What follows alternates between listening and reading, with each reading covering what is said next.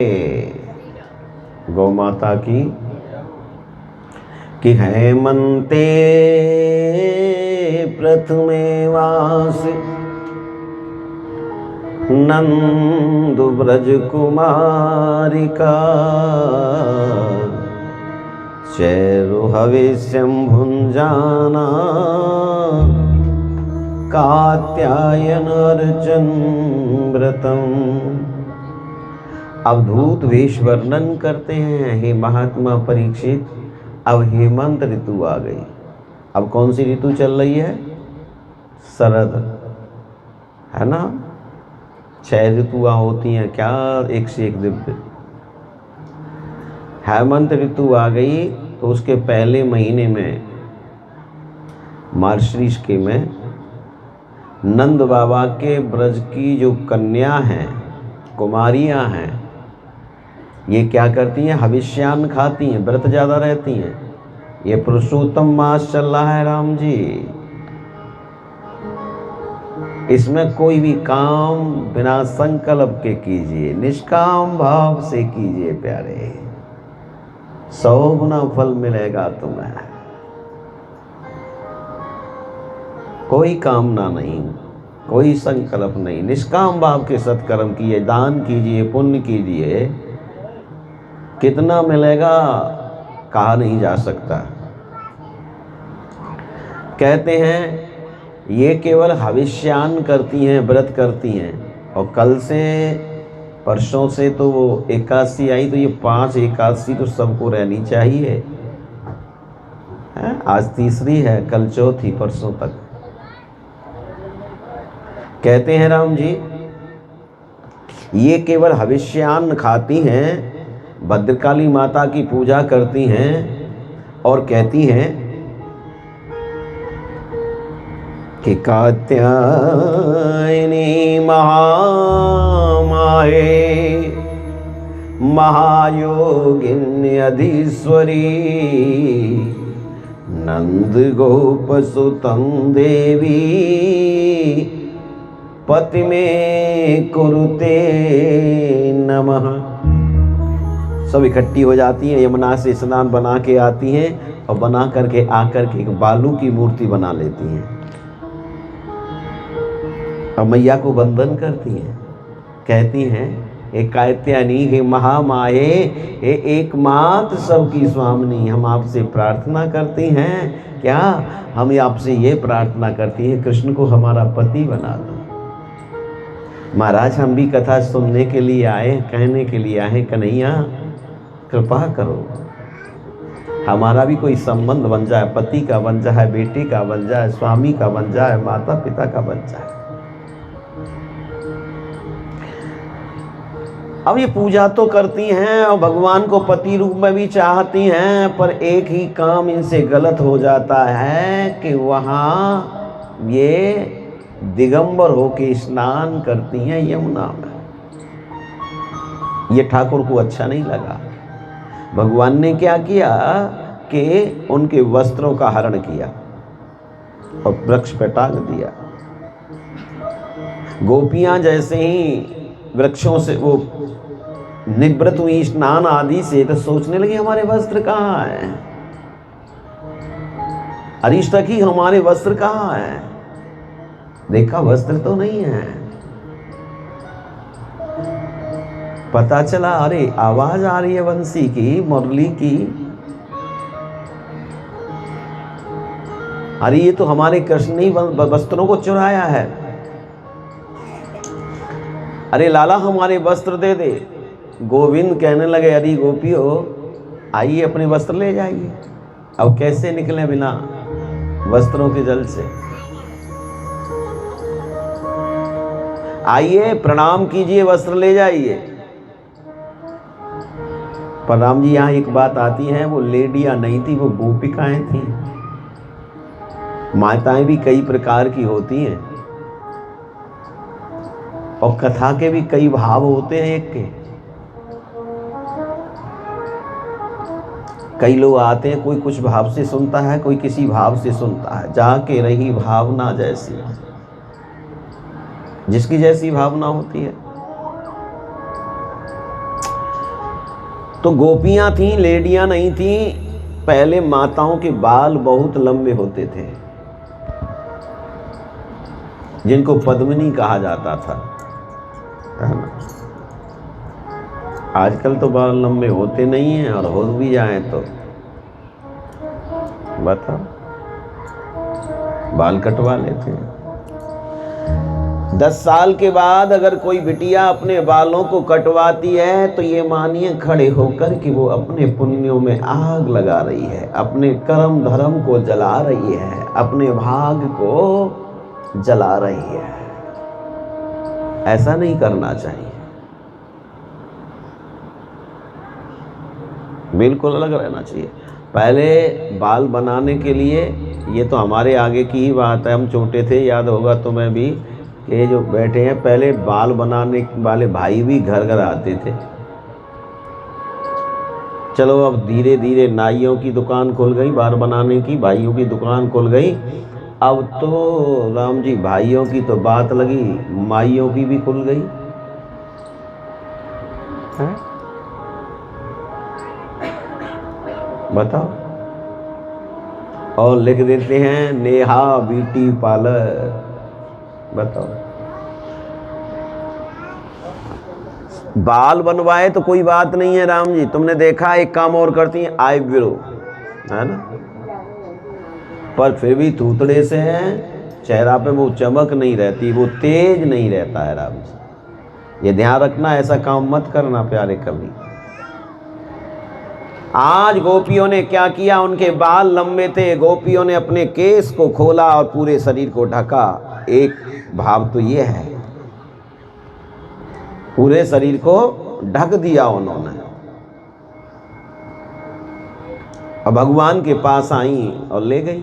अरे एक कथा तो तुमने वो भी सुनी होगी कि ब्रह्मा विष्णु महेश तीनों देवता सन्यासी बन करके मां अनुसुईया का सतीत्व जांचने के लिए आए।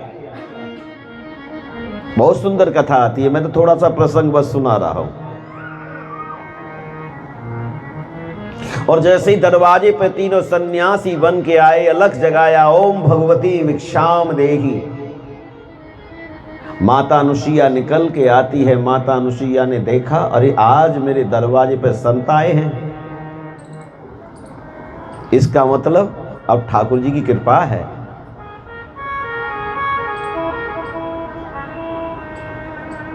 अब मोही भाव और भरोस हनुमंता, अब मोही भाव हनुमंता, मोही भाव भरोस हनुमंता।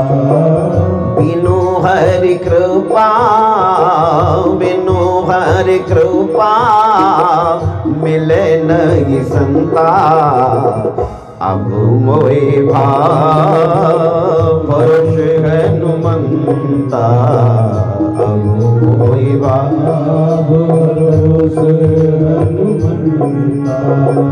बिनु हरि कृपा, बिनु हरि कृपा मिले नहीं संता, अब मोहि भाव भरोस हनुमंता, अब मोहि भाव भरोस हनुमंता।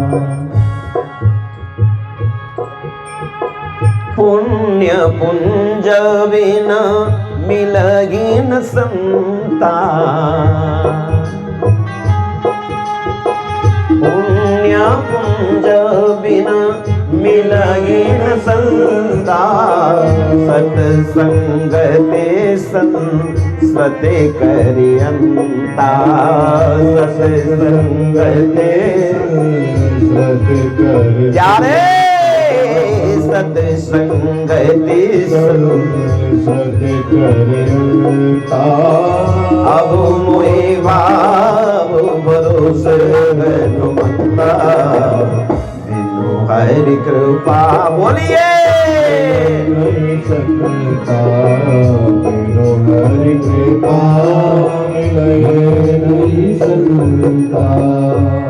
कितना कितना सुंदर आता है प्यारे। देखिए ना, विभीषण कहते हैं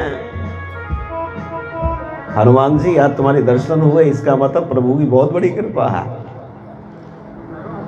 और आज हमें सत्संग मिला है प्यारे, ये ठाकुर जी की बहुत बड़ी कृपा है। आज माता अनुसुईया ने विचार किया कि आज मेरा भाग खुल गया कि संत मेरे दरवाजे पे आता है। मैंने निवेदन किया था कि संत जब नगर में आता है तो भाग्य होता है, और संत कभी घर में आता है तो अहोभाग्य होता है, अहोभाग्य होता है प्यारे।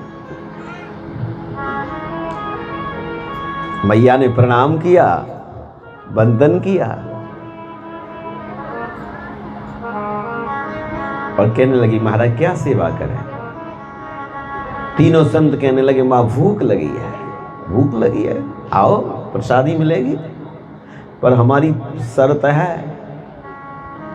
बोले क्या शर्त है? जो खाओगे वो खिलाएंगे तुम्हें,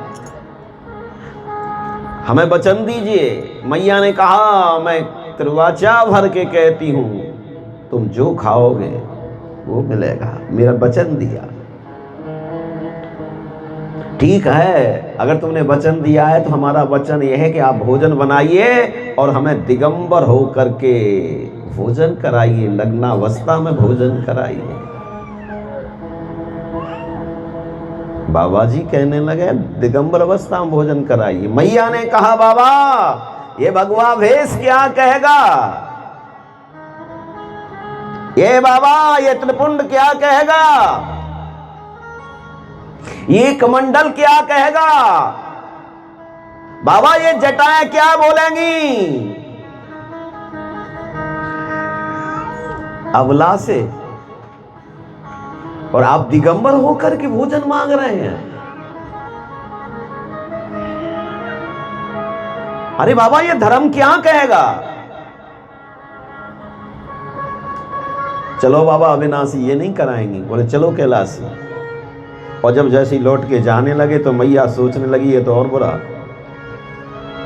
अगर कोई अतिथि भी भूखा चला जाए, कोई कुत्ता भी घर से भूखा चला जाए, कोई गाय भी भूखी चली जाए बिना रोटी टुकड़ा के, वो भी अपने पाप दे जाती है, तुम्हारे पुण्य को दे जाती है। ये तो संत हैं, और संत अगर मेरे दरवाजे से जाएंगे, घर से जाएंगे, कितनी दुख की बात है। मैया ने कहा रुकिए। मैया ने देखा, मन को बुद्धि में लगाया। मैया ने देखा कि आए मेरे द्वार पर, अरे ये साधु वेश में तो ब्रह्मा विष्णु महेश आए हैं।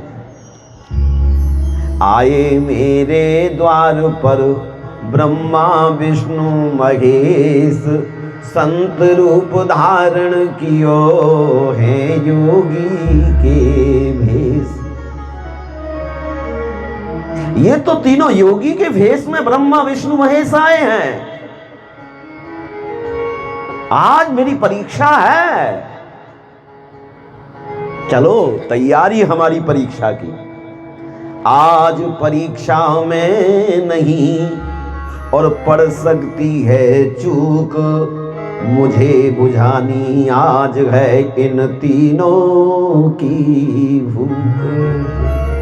आज परीक्षा है, कोई बात नहीं, मुझे तीनों की भूख बुझानी है। अवधूत वेश वर्णन करते हैं मैया अनुसुईया ने अनेकों प्रकार का भोजन प्रसादी बनाई है, और जैसी भोजन प्रसादी बनाई है बन के तैयार हो गई। बोले आइए महाराज, तुम्हें हमारा वचन याद है? बोले बिल्कुल, दिगंबर होकर भोजन कराएगी।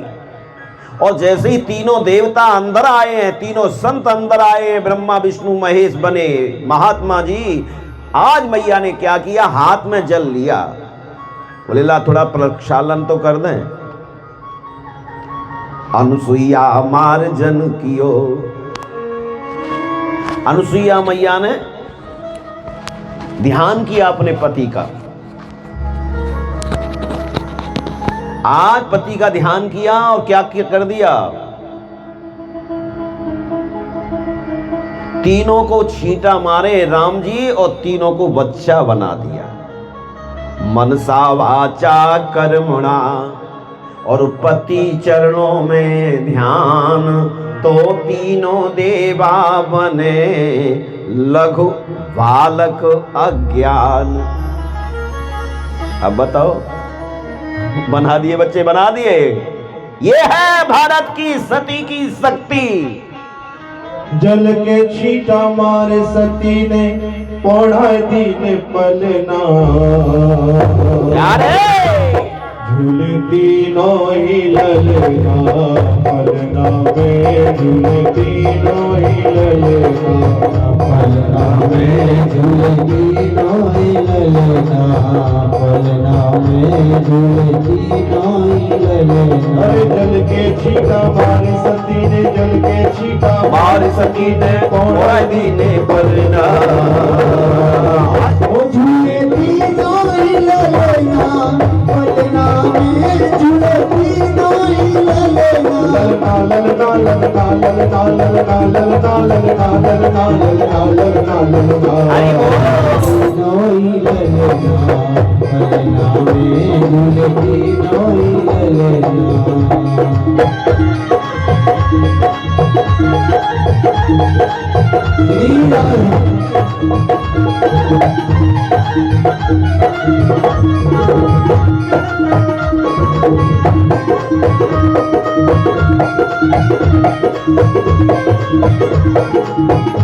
लेने आए, ओ लेने आए, लेने आए परीक्षा सती की, चाल देखो जगत के पति की। लेने आए परीक्षा सती की, चाल देखो जगत के पति की। लेने आए परीक्षा सती की, चाल देखो जगत के पति की। लेने आए परीक्षा सती की, चाल देखो जगत के पति की। छोड़ चिंता ये जीवन क्षति की, है अटल सत्य विधि की गति की, है अटल सत्य विधि की, है अटल सत्य विधि की गति की, है अटल सत्य विधि की गति की। अरे ब्रह्मा विष्णु शंकर तीनों, ब्रह्मा विष्णु शंकर तीनों, ब्रह्मा विष्णु शंकर तीनों, ब्रह्मा विष्णु शंकर तीनों, भूले घर का चलना, भूले तीनों ही ललना पलना में, झूले तीनों ही ललना पलना में, झूले तीनों ही ललना। ललना ललना ललना ललना ललना ललना ललना ललना ललना ललना ललना, झूले तीनों ही ललना पलना में, झूले तीनों ही ललना पलना में, झूले तीनों ही ललना। ललना ललना ललना ललना ललना ललना, झूले तीनों ही ललना पलना में, झूले तीनों ही ललना पलना। जय श्री राधे। राम जी तीनों को बच्चा बना दिया और मैया ने भी अपने जोड़ा को खोला, पूरे शरीर को ढका और पूरे शरीर को ढक करके भोजन करा दिया। और दूसरी बात यह, 6-6 महीने के बच्चे तो कुछ जानते भी नहीं है ना, क्या स्त्री है क्या पुरुष है। आज गोपियां भी अपने केशों को खोल करके राम जी चारों तरफ डाल करके भगवान कृष्ण के पास आई है, आकर के बंधन किया है, अपने वस्त्रों को ले गई है। एक बात, चीर हरण लीला का सिद्धांत यह है कि उन कन्याओं के मन में, गोपियों के मन में ऐसी भावना थी कि मैं कन्या हूं। अब ध्यान रखना, मैं कन्या हूं, मैं स्त्री हूं, मैं पुरुष हूं, मैं जाति वाला हूं, मैं पद वाला हूं, और तो और मैं संत हूं। ये भी अभिमान है, ध्यान रखना, ये भी अभिमान है। अभिमान को जीतना बहुत कठिन है प्यारे, और जब तक ये अभिमान रहेगा तब तक ठाकुर जी का प्यार नहीं मिल पाएगा। कथा कहती है